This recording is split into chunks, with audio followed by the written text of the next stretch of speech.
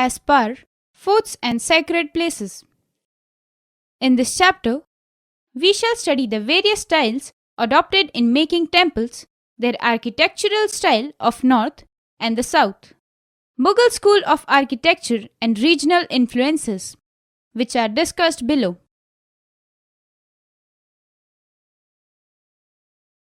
The Nagara styles and the Dravida style are the two main styles of temple architecture, which prevailed in the North India and the South India respectively. Nagara type temples. The tower, that is Shikhara, of the temple is an inverted beehive, shaped in structure with a bulge in the middle and usually not surrounded by boundary walls. The plan is based on a square, but the walls are sometimes broken up to give a circular impression. The exterior of the Nagara type of temples is characterized by tiers or layers. The best examples of Nagara type temples are Khajuraho temples. Khajuraho Temple Complex. The Khajuraho temple has been built by the Chandelas. Architecturally, these temples are unique. While each temple in Khajuraho has a distinct plan and design, several features are common to all. They are all built in high platforms, several meters off the ground, either in granite or a combination of light sandstone and granite. Each of these temples have an entrance hall or mandapa and a holy place of Garbhagriha. The roofs of these various sections have a distinct form. The porch and hall have pyramidal roofs made of several horizontal layers.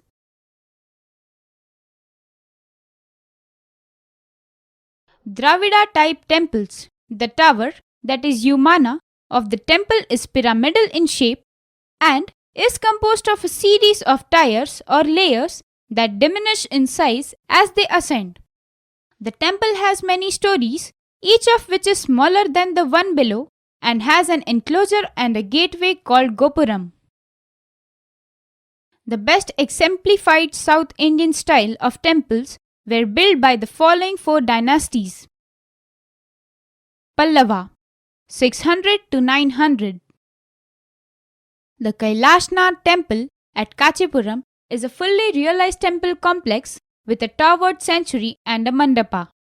The greatest accomplishment of Pallava architecture are the rock-cut temples at Mahabalipuram. Hoysala, 1100 to 1350. From the Hoysala period can still be seen temples at Belur, Halibid and Sringeri are the temples of Hoysala period.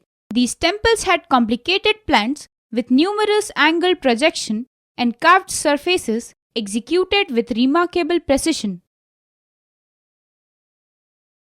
Chola, 900 to 1150. The Brihadeshwara temple, also known as the Raja Rajeshwara temple at Tanjavur, Tanjore, was built by the king Rajareshwara in the honor of Lord Shiva in about 1009.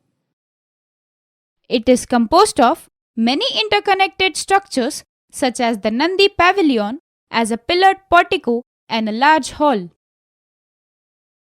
The inner walls of the temple have extensive paintings and sculpture. The tower of the temple is shaped like a pyramid in 13 successive stories. Its top has a single block of stone. The structural idea of constructing a gopuram, that is, or a fine gateway to the enclosed walls of the temple, was first conceived by the Chola kings. This temple, especially its tower, is the finest example of Dravidian art. Vijayanagara, 1350 to 1565. By the 16th century, almost all of southern India was part of the Vijayanagara Empire. Characteristic feature of this period is the development of the temple complex. Rectangular enclosure walls with the gopuras, that is, towered gateways, in the middle of each side were an eminent style in Vijayanagara temples. Of the numerous Vijayanagara complexes in southern India, the most magnificent are those of Kanchipuram, Tiruvannamalai, and Vellora. During this time, Kerala on the western coast developed a distinct style of architecture. Because of heavy rainfall, the temples here were roofed with sloping tiers of metal or terracotta tiles. The Vadakkunatha temple at Trichur dates from the 12th century. Later, temples are found at Chengannur, Kaviyum, and Vaikom. The Central Indian or Vasara style of architecture. Vasara is also a style of Indian architecture primarily used in temples. Dravida Nagara style trend was started by the Chalukyas of Badami. The Chalukya contribution. The Chalukya rules the northern part of the Deccan artistic temple in honor of Hindu gods like Brahma, Vishnu and Shiva. The Rashtrakuta contribution. The Rashtrakuta rulers became the patrons of architecture in the North Deccan after the fall of the Chalukyas. Specimen of Rashtrakuta architecture. The world-famous Kailashnath temple. It is a rock-cut temple and has 4 parts. The body of the temple, the entrance gate, the main Nandi shrine and group of 5 shrines surrounding the courtyard. Temples of Konark, Orissa. The architecture and sculpture of Konark temple, spell out poetry in stone, was built by Raja Narsimha Deva. The Islamic school architecture in India. With the advent of the Muslims, a new style of architecture began to emerge in India. This architecture also reflected the religious and social needs of the Muslim.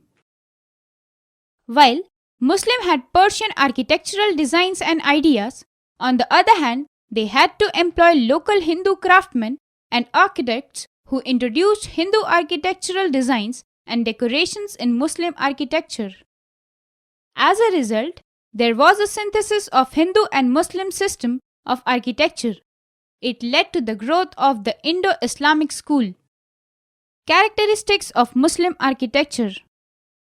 This architectural school produced 2 types of structures, religious and secular. The former included mosques and tombs while the later included places, forts and gates. Some of the prominent elements of these schools of architecture were: Indo-Islamic structures were open, airy and spacious. Islamic art has powerful decorative ornamental quality, rejection of religious image and the living being in art forms. The art of calligraphy played a predominant role throughout the world of Islam. The Arab and Persian traditions introduced into the Indian architecture included the pointed arc, the dome, and the octagonal form of the building under the dome. The Mughal miniature was another important aspect of the blossoming of the Indo-Islamic culture. Architecture under the Sultanate. The Turkish rulers built massive and imposing buildings. Alauddin Khilji, a great builder, enlarged the Quwat-ul-Islam Mosque in Delhi and added a gateway called Alai Darwaza. It has decorative windows and arched recesses. The Mughal age is famous its cultural developments called the Second Classical Age. 3 most important aspects of the cultural developments during the Mughal period were: Mughal culture was largely secular in nature. The growth and enrichment of this culture, people from different parts of India and outside contributed equally. Forms which the Mughals introduced in India in the field of architecture, painting, music, etc. deeply influenced the future course of Indian culture. Architecture. Mughal architecture blended the Persian and Indian styles. Babur and Humayun constructed buildings under the influence of Persian architecture were mostly unimpressive. Sher Shah began the new style and was carried forward by Akbar, whose tolerant spirit and artistic sense made a synthesis of the Persian and Indian styles in architecture. This stormed at Delhi between 1565 to 1580 at the instance of his mother. The huge gateways and the placement of the tomb in the midst of a large garden, use of the ark, use of corner domes, etc., are some of the distinct features of Mughal architecture found in this monument. Special features of this monument are an onion-shaped dome consisting of two shells with some space between them. The tomb built in a well-laid park-like enclosure. The interior of the tomb with several compartments, octagonal in plane and diagonally connected to one another. Situation of the main building on the terrace, the sides of which are arched, and each archway opening into a room. Agra Fort. Akbar built many forts and places. Agra Fort was built on the banks of Yamuna. The fort it forms an irregular semicircle. Agra Fort has some important monuments which were added later by Emperor Shah Jahan. The prominent among them are Khas Mahal, Diwani Am and Moti Masjid. Case study: Shah Jahan, 1628 to 1658. Shah Jahan was popularly called the Engineer King and the Prince of Builders. Moti Masjid and the Taj Mahal at Agra and the Red Fort and Jama Masjid in Delhi are some of his famous buildings. Taj Mahal. The Taj Mahal, built by Shah Jahan in memory of his beloved wife Mumtaz Mahal. Its special features which make it a masterpiece in marble. The gateway, the central dome, the elegant minarets, the lovely gardens, and the intricate inlay work on marble are. Both the interior and exterior of the buildings are carved and decorated with inlay work, screens, and calligraphy. The special features of the Taj Mahal are: it is made of pure white marble, had special luster and fine texture. Obtained from Makrana in Rajasthan, the main structure is surrounded by gardens, fountains, and pools. The mausoleum is built on an elevated square in design. Red Fort. The Red Fort was built by Shah Jahan in 1639 and completed it in 1648. It is built of red sandstone and marble on the banks of the Yamuna in the form of a parallelogram. There are two gateways. Lahori Gate, which is the western gateway, was the main and the ceremonial entrance. Some of the prominent buildings in this fort are the Diwani Am, the Diwani Khas and the Rang Mahal, where Prime Minister of India unfurls the national flag from the ramparts of the Red Fort on Independence Day. The Red Fort is one of the important historical monuments in Delhi. Jama Masjid. The Jama Masjid is built on a high platform with black stripes near the Red Fort, built by Shah Jahan in the 17th century. In the absence of royal patronage, art and architecture did not flourish after the reign of Shah Jahan. Architecture in regional kingdoms. Ahmad Shah of Gujarat founded the city of Ahmedabad and constructed the Teen Darwaza and Jama Masjid. The Teen Darwaza is a triumphal gateway. The Gol Gumbaz or the round dome was built at Bijapur by Muhammad Adil Shah II in the middle of 17th century during his reign, 1637 to 1656, as his own tomb. Gol Gumbaz is a splendid monument. Its dome is the second largest, being that of St. Peter's in Rome. In the ancient period, Buddhism, Jainism, Saivism and Vaishnavism strove to grow independently with distinct entities in terms of architectural design and the execution of structure. In the medieval times, various dynasties such as Pallavas, Cholas, Chalukyas, Mughals, and so on brought different styles and techniques that enriched Indian architecture. Summary. The Nagara style and the Dravida styles are the two styles of temple architecture.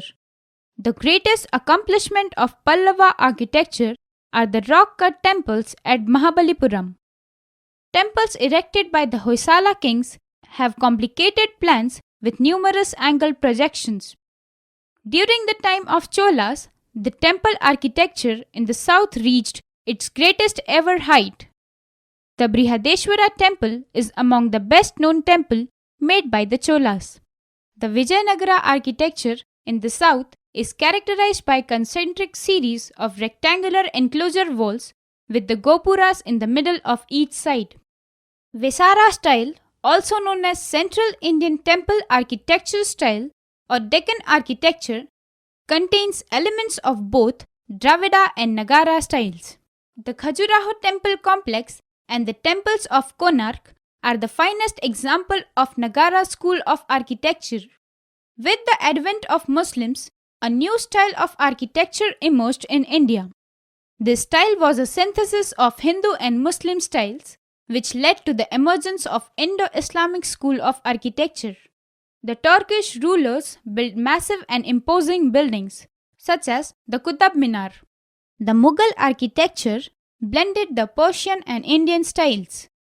Their style was highly ornamental, characterized by graceful domes, huge place halls, huge palace halls, and vaulted gateways. Shah Jahan was known as king of builders, as we built grand edifices, palaces, mosques, forts, and gardens in Agra and Delhi. That's all in this chapter. Keep learning.